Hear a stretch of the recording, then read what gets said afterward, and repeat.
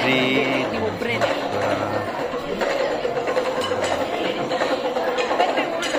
ಹಾಂ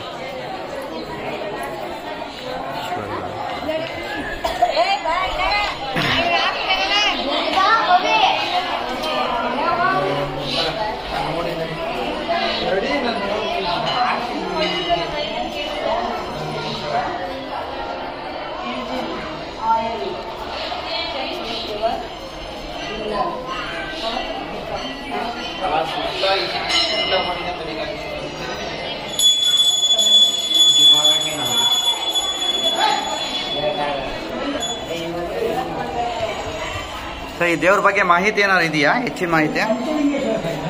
ಪಂಚಲಿಂಗೇಶ್ವರ 5 ಲಿಂಗಗಳು ಒಟ್ಟಿಗೆ ಇರುತ್ತೆ. Okay okay. ಯಾವ ಕಾಲದಲ್ಲಿ ಇದು ಪ್ರತಿಷ್ಠಾಪನೆ ಆಗಿದೆ? 1600 ಚಿಲ್ಡ್ರನಲ್ಲಿ ಆಗಿದೆ. 1600 ವರ್ಷಗಳಿಂದ ಇದೆ ದೇವಸ್ಥಾನ. ಓಕೆ.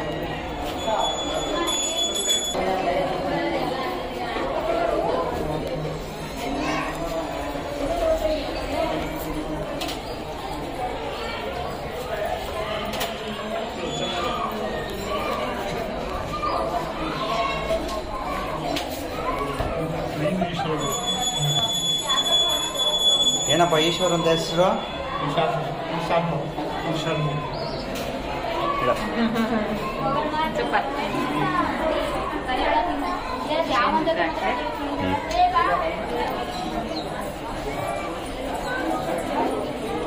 ಏನಪ್ಪ ಈ ದೇವರ ಹೆಸರು ರಾಜ? ಈಶಾನ್. ಓಕೆ. ಈಶಾನ್ಯ ಮೂರ್ತಿ. ಈಶಾನ್ಯ ಮೂರ್ತಿಗೆ ನಮಸ್ಕಾರಗಳು.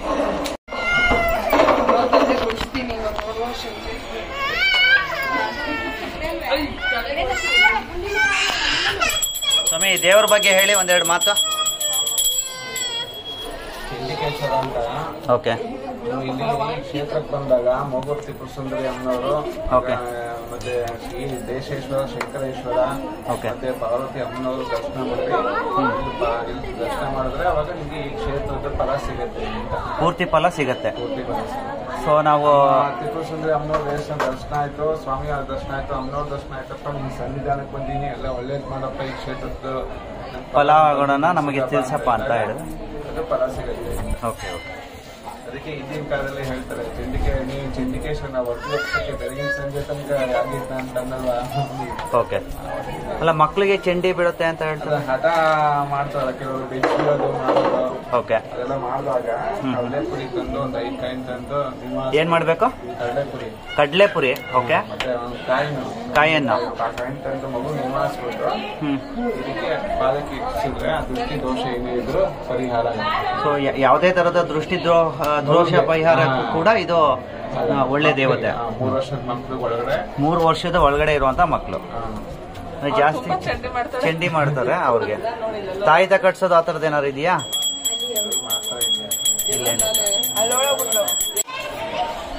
ಶ್ರೀ ಶ್ರೀ ಶ್ರೀ ಶ್ರೀ ವೀರಾಂಜನೇಯ ಸ್ವಾಮಿ.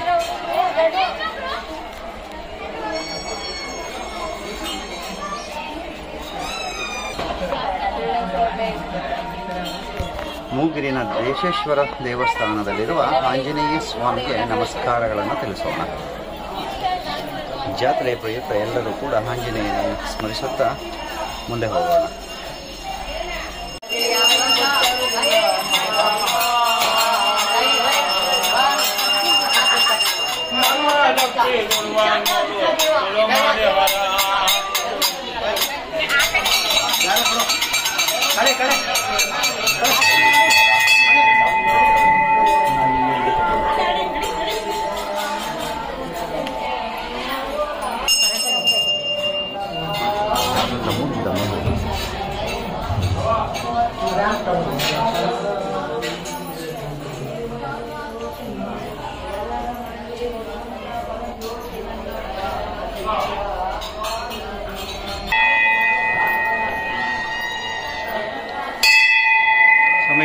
ಈ ದೇವಸ್ಥಾನ ಯಾವಾಗ ಪ್ರತಿಷ್ಠಾಪನೆ ಆಗಿದ್ದು?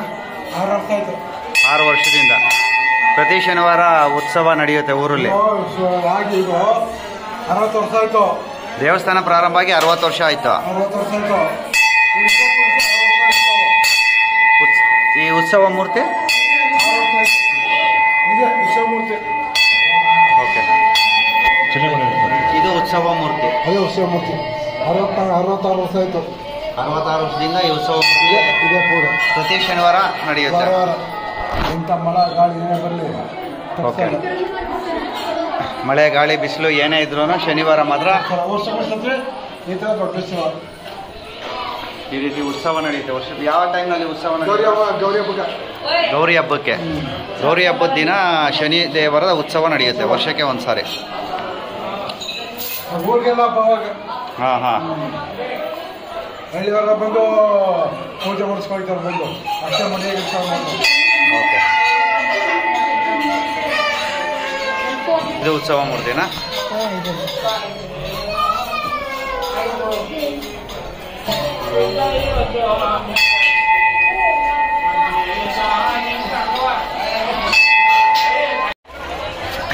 ದೇಶೇಶ್ವರ ದೇವಸ್ಥಾನದ ಊರಿನ ಗರುಡಗಂಬ ಇದಾಗಿರುತ್ತೆ. ಮೂಗೂರಿನ ಶ್ರೀ ತ್ರಿಪುರ ಸುಂದರಿ ದೇವಸ್ಥಾನದ ಹಳೆಯ ತೇರು ಇದಾಗಿರುತ್ತದೆ. ಈಗ ನಾವು ಹೋಗ್ತಾ ಇರೋದು ದೇಶೇಶ್ವರ ಸ್ವಾಮಿ.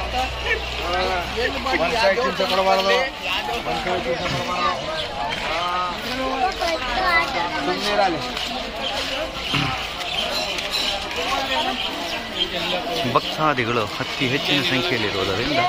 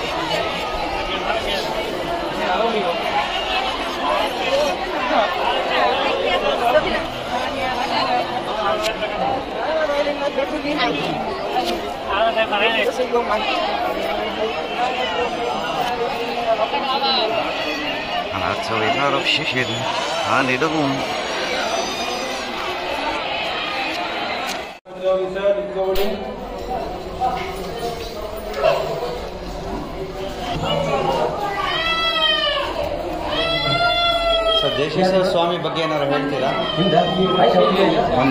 ಸ್ವಲ್ಪ ಈ ಕಡೆ ಬಂದು, ಇಲ್ಲಿ ಬನ್ನಿ. ಅಲ್ಲ, ನಿಮ್ಮದು ಬರಲಿ ಅಂತ. ಪರವಾಗಿಲ್ಲ ಹೇಳಿ ಸರ್. ಹಾಗೆ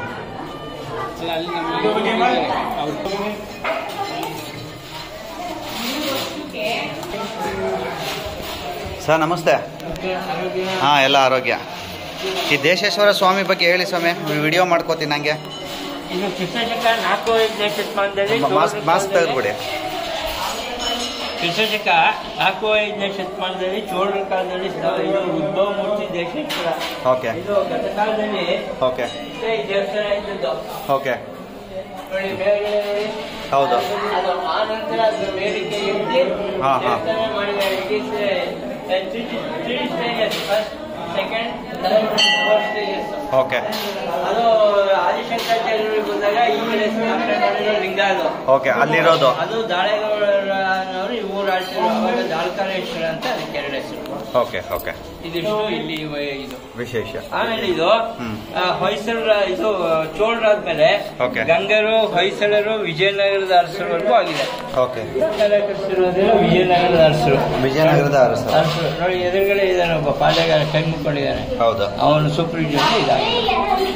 ಇದು ಮೂಲ ದೇವತೆ. ಇದು ಮೂಲ ದೇವರು. ಇದು ಗರ್ಭದಲ್ಲಿ ಅಲ್ಲಿರೋದು. ಅದು ಆಮೇಲೆ ಪ್ರತಿಷ್ಠೆ ಮಾಡಿಸಿರೋದು ಆದಿಶಂಕರಾಚಾರ್ಯ ಕಡೆಯಿಂದ. ಧನ್ಯವಾದಗಳು ಸರ್.